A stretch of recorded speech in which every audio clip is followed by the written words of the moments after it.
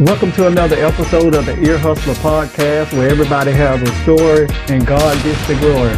Today, our special guest is none other than Minister Charia Johnson. How are you doing this afternoon? Doing fantastic. Doing great. Couldn't be better. Oh, yeah. Thank you for sitting down with me today. Let's start off. Tell the people, where are you originally from? Well, I'm from Georgia. I'm from Athens, Georgia. Born and raised. Just, little old Southern girl. My mother is from New York. My father is from Georgia. And I was raised here. Clark Central or Cedar Shoals? I am a Cedar Shoals graduate. Go orange and blue.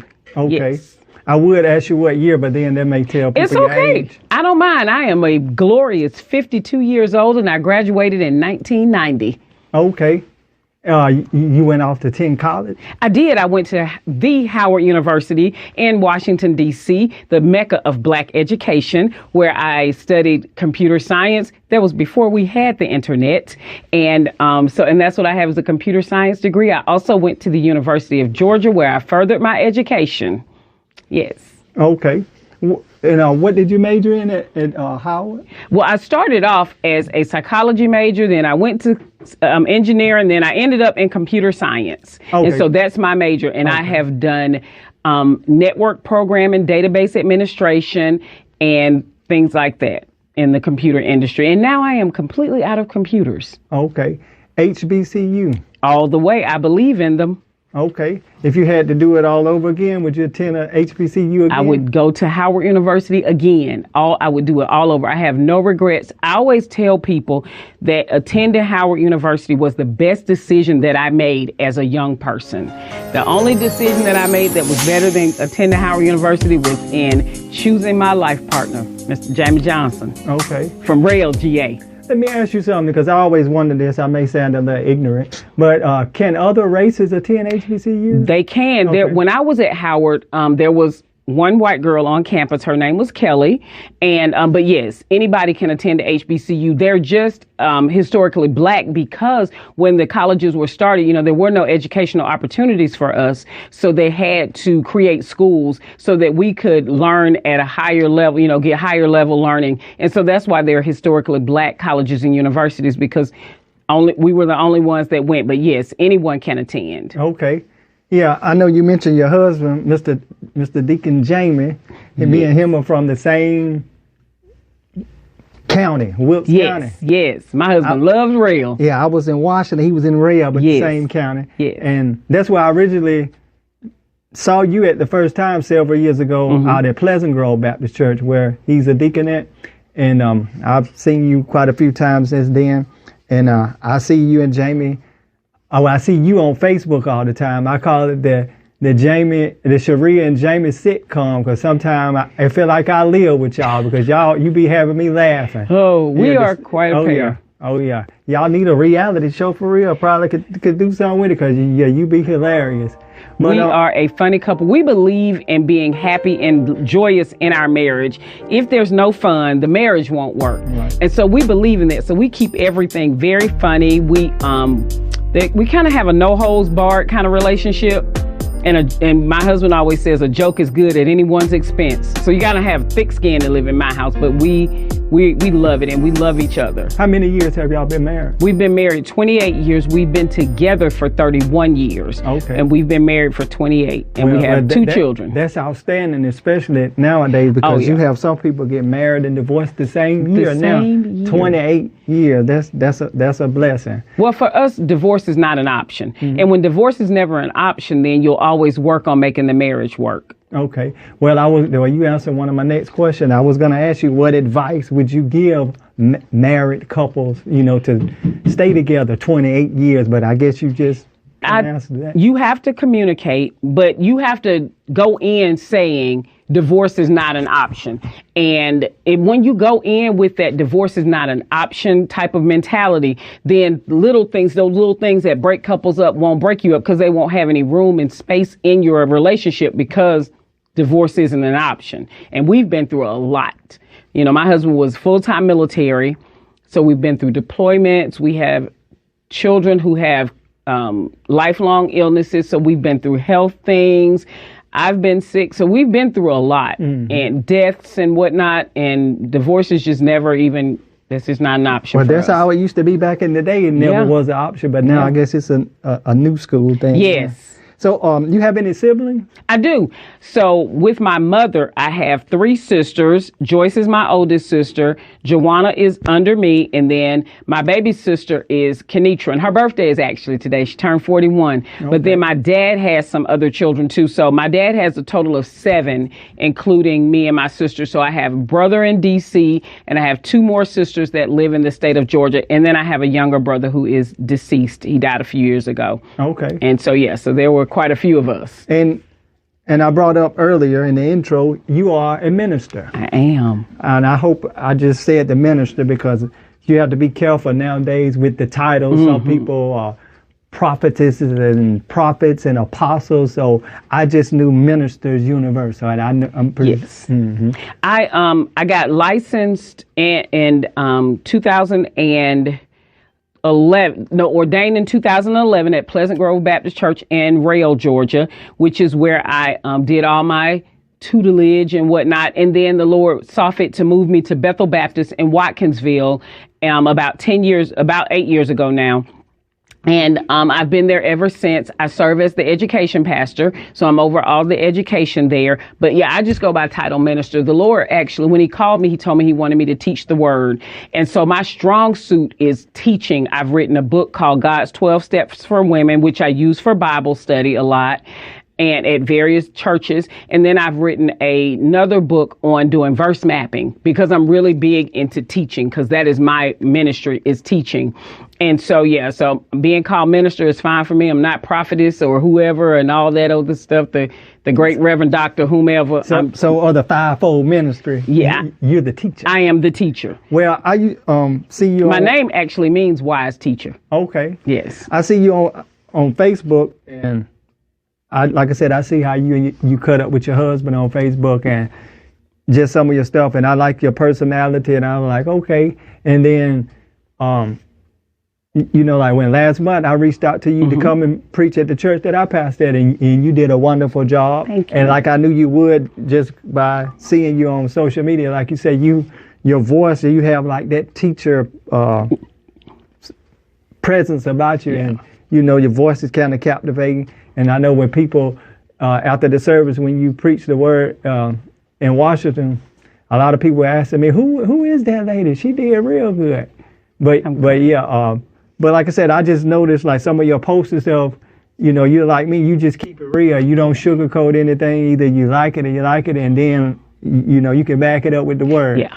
Mm-hmm. I was raised on that because I came from a deeply in a family that was deeply ingrained in the church. My grandparents raised us a lot, and my grandfather was a deacon. My grandmother was a mother in the church. And so I spent a lot of my time, not just in the church, but in the word. And so I developed a very strong sense of the word at a young age. And I was able to have a good command of the word because I understood, but I went to Bible study and Sunday school and vacation Bible school and all that with my grandparents. And so I did develop a very strong sense of the word. And I believe that, like the word says, there's nothing new under the sun. So whatever happens out in the world, it can be looked up and found in the word. If you're worried about your hair not growing or whatever, there's something about your hair. There's a scripture about your hair is your crown and glory. And it also says that pray and ask God for what you want. Seek first the kingdom of God and his righteousness, and all these other things will be added unto you. So, you have to believe in the word, but you have to live the word. But in order to live the word and believe the word, you got to know the word. Mm-hmm. And so I'm a big studier of the word. I love to teach it. I love to preach it. And I love to live it, because how am I going to be all these things if I don't live the word of God? And I just do what God calls me to do. Am I perfect? Oh no. Do I get it wrong? Oh yeah. Kind of a lot of the times, but that's because I'm a human. And so we all get things wrong, but I do believe strongly in the word, and I live by the word. And that's why my husband and I have such a good time. There's nothing wrong with it. The Bible says it's a time for everything. Yeah, it's time to laugh and everything. People think just because you're saved or involved in the church that you can't have a good time. Yeah, I have a good time all the time. I believe in that. I'm here for a good time, not a long time. That's what I like to say. By you being a female minister, I've seen a lot of things that a lot of females say, like sometimes it can be challenging and difficult being a female minister, especially because some of the old school people don't believe that a woman should be preaching. Have you ever experienced any of that? I have, especially with me being from an area that is rural. You know, with Rail being a rural area, I can remember being told before that I would not be allowed in the pulpit and different things like that, and even treated very differently. You know, when you go to churches and you preach and there are a bunch of men there, they'll invite all the men in the pastor study to sit and gab or whatever it is they're doing, but they don't show women the same opportunity. But I'm going to tell you something that's kind of funny, a little funny. Before I got called into the ministry, I didn't believe in women preachers either. Let me tell you why. Because my whole thing was this: if I become a preacher and I'm the pastor of a church, am I going to be my husband's pastor? But my husband's supposed to be over me. So how am I going to be? So I didn't believe in it either. And I'm going to tell you this is how funny God is. God will take that thing that you thought was whatever, you know, that we put our little spin on, and flip it upside down. Because when he called me into the ministry, he showed me. He had to really, really show me. And so not only did I have to learn for myself, but then I had the men that I had to come up against. And what I do is when they don't recognize me, I just go on because they didn't call me anyway. So I don't get all, bent out of shape about whether or not a man will allow me to come in the pulpit, whether they show me any respect. That's not between me, and that's not on me. God called me. You could be a man and some of them still won't invite you up. But I'm like you. I don't get too caught up in the titles. I don't get too caught up in where I sit, just as long as I know I'm serving. Exactly. And I just do what God asked me to do. He didn't tell me everybody was going to agree with me. He didn't say everybody was going to like me. But what he did say is that he would be there for me regardless. And he hasn't let me down yet. So I just keep moving on in God. But we get a lot of that. But I think it's getting better now. The younger pastors and preachers, they're more accepting.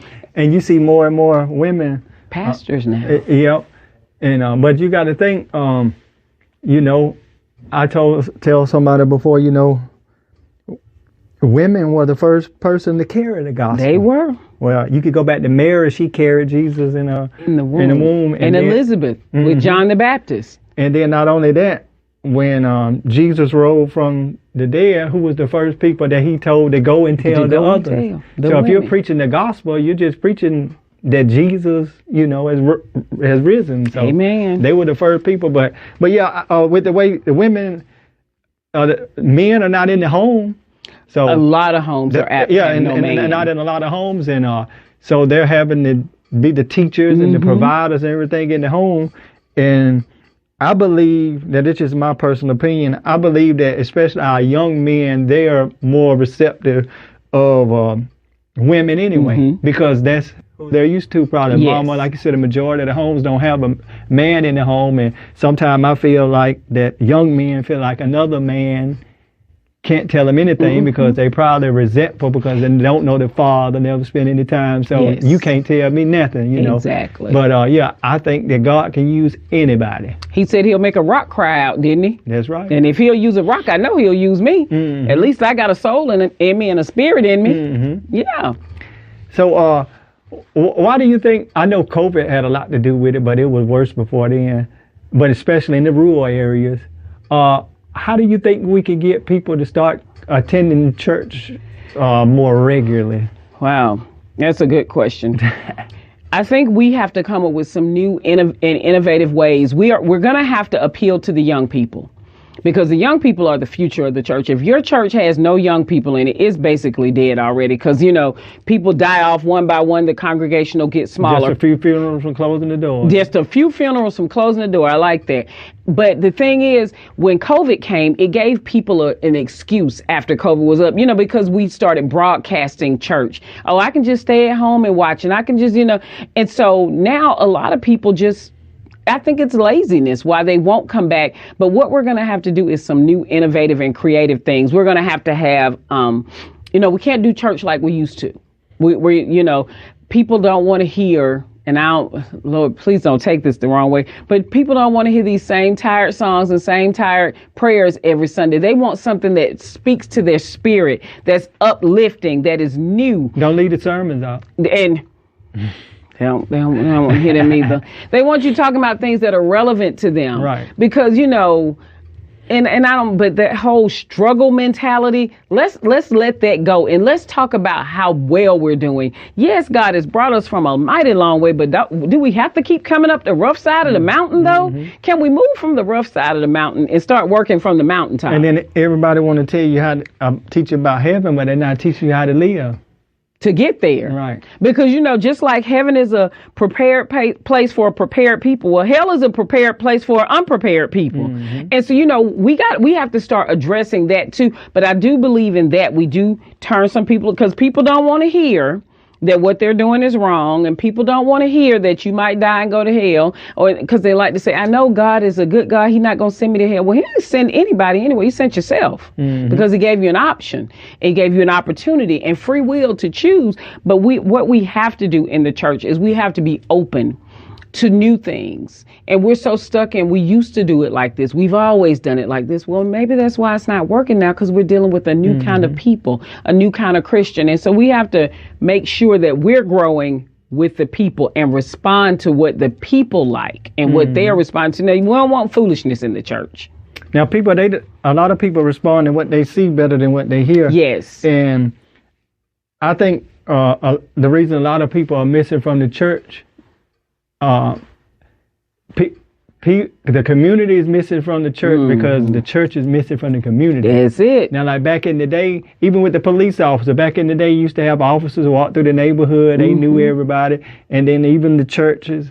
And like when something happened in the community, the church was the first person on the scene. Yep. Now the church is hardly ever on the scene. Exactly. Mm-hmm. I can remember as a child getting awards in school and whatnot, and the pastor would come, and a couple of the deacons from my church would come, and see, that meant a lot. But now, because people aren't taking their children to church and being active in church, the pastor, they don't know the pastor, the deacons don't know him. But I can remember greatly, because I grew up in Mount Pleasant Baptist Church in Athens, Georgia, where Reverend Mosley was my pastor. And he would come to things, and he would be present in the schools so that if there was something going on in the school, a parent felt comfortable calling him, hey, my child is blah, blah, blah, blah. I need you to go over there. And what you didn't want is for the pastor to show up. He was pastor there when you was in school? Yeah. He been there that long? He's been at Mount Pleasant. He just celebrated 50 years. Okay. He just celebrated 50 years at Mount Pleasant. Okay. And I don't mind. I'm not ashamed of how old I am. It's a blessing. Well, you don't look 54. I'm 52. Oh, Lord. Wait a minute now. I had to edit you give me a couple of extra years. But hey, my grandma, the Bible talks about riotous living, and my grandmama always told me, if you don't live crazy, you won't look crazy. Mm-hmm. I try not to live crazy, so I don't look crazy. But the Bible does speak of that riotous living, and it'll do a number on you. Mm-hmm. But yeah, I can remember them coming to the school for award ceremonies and things. And if you had a problem in the school, Reverend Mosley would come to the school. If your parents talked to him, he would come to the school and see what the world was going on. Yes, he would. He didn't have to come for me because I wasn't in trouble in school, but I know he did that a lot. Mm-hmm. And he drove the school bus, and then he was on the school board. So he did a lot.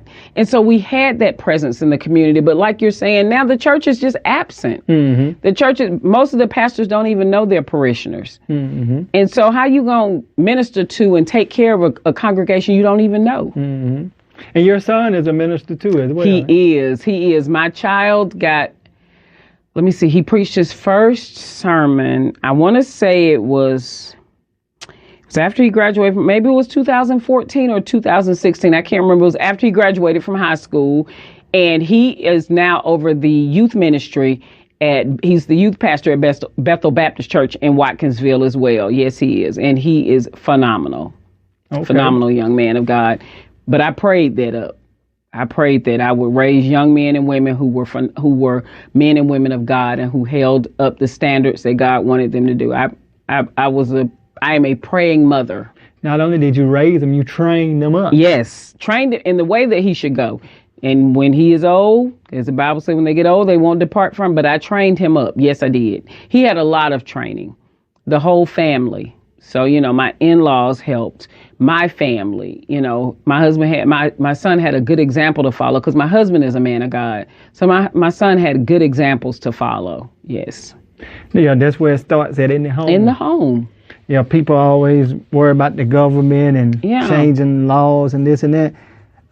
It doesn't start at the White House. It starts in your house. In my house. And I take full responsibility. When I had him, my grandmother said, "You got a baby now, take care of him." And that was all she said. You got a baby now, take care of him. Whenever they doing good or they doing bad, it's going to fall back on you. That's your baby. You take care of him. And that's what she told me. And I did just that. I took care of him. Yes.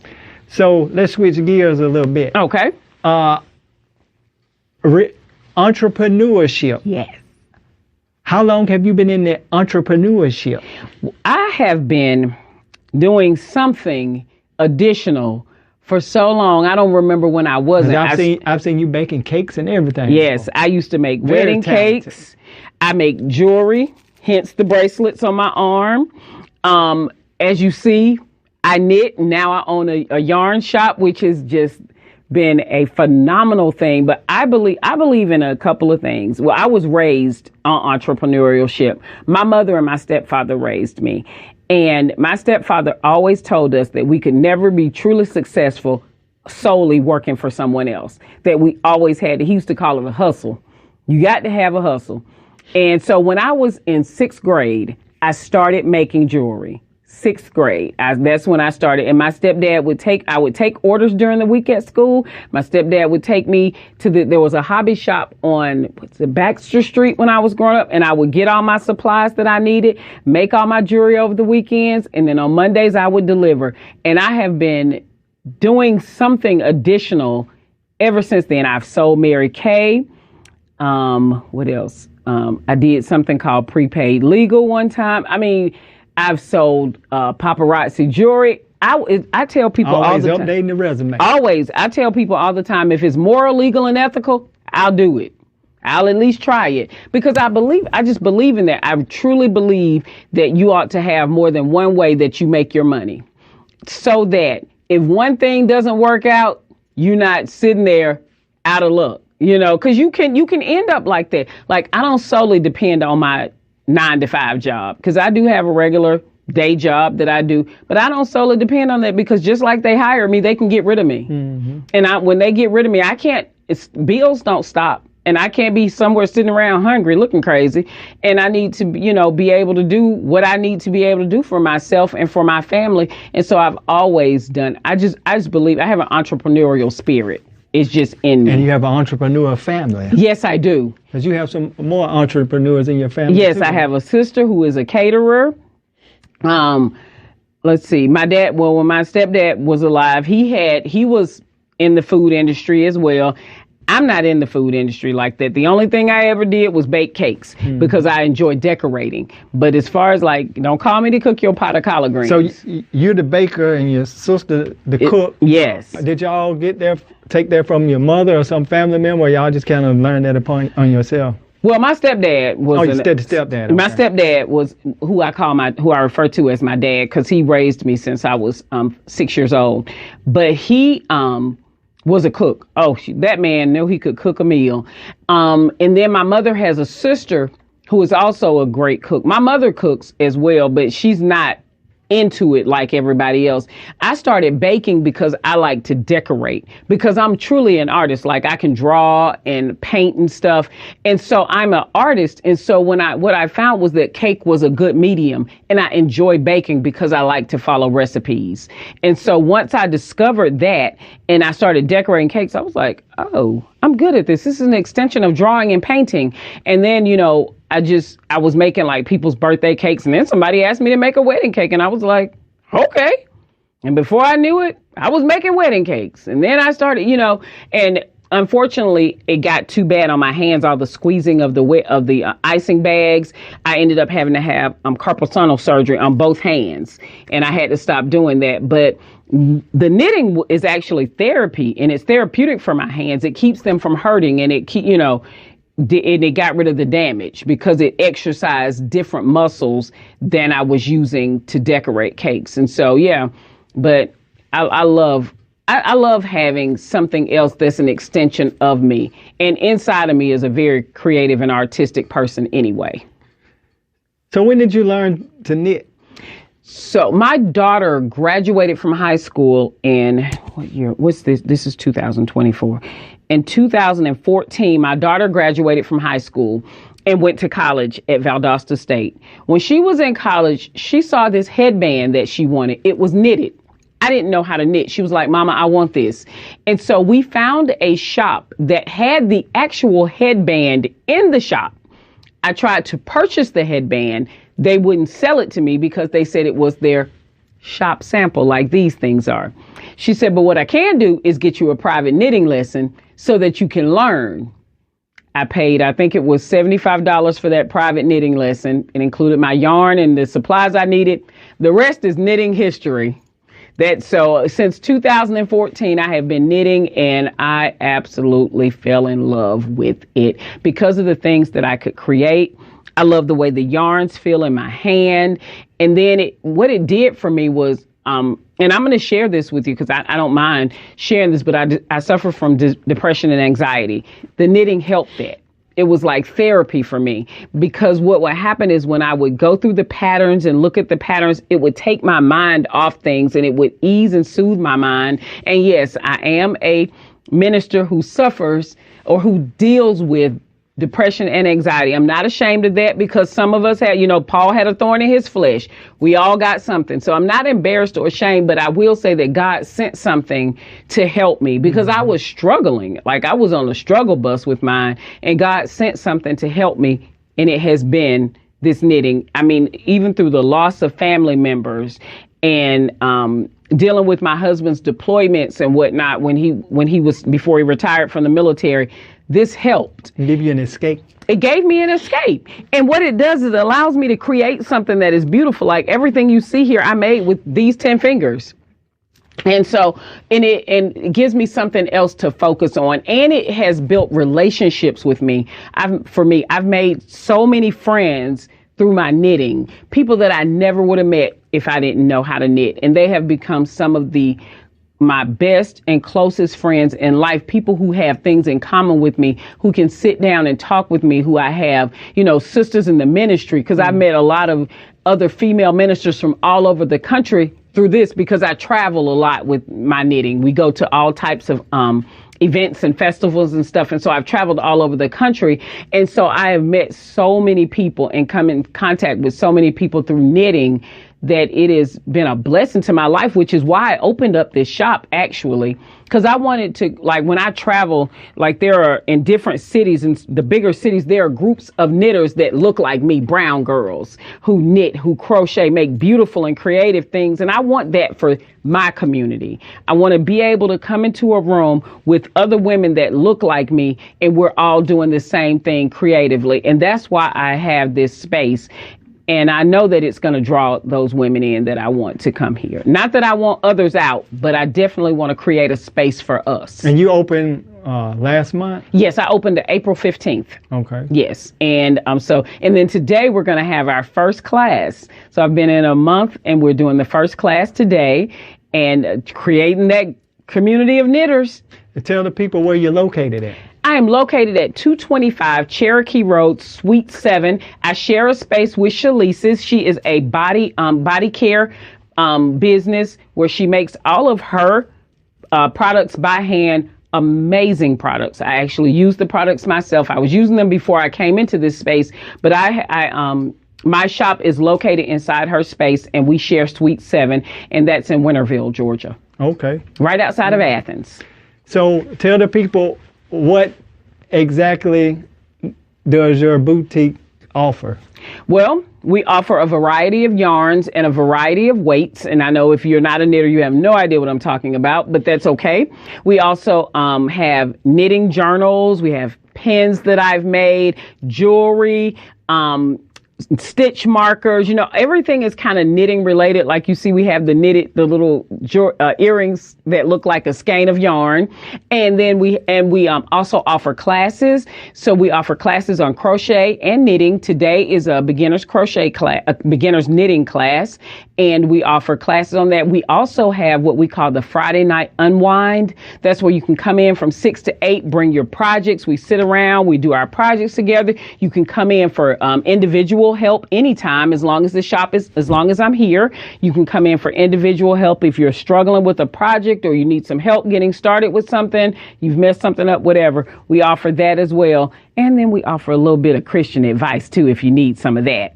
So we're like a place for you to not only craft, but to get some of your spiritual and your mental needs met. Because fellowship. Yes, and we fellowship with one another. I believe in that. I believe in having the type of business where you feel comfortable and you feel like, I can really go in there and fellowship, because fellowship is different from just hanging out with somewhere. Mm-hmm. Fellowship involves relationship.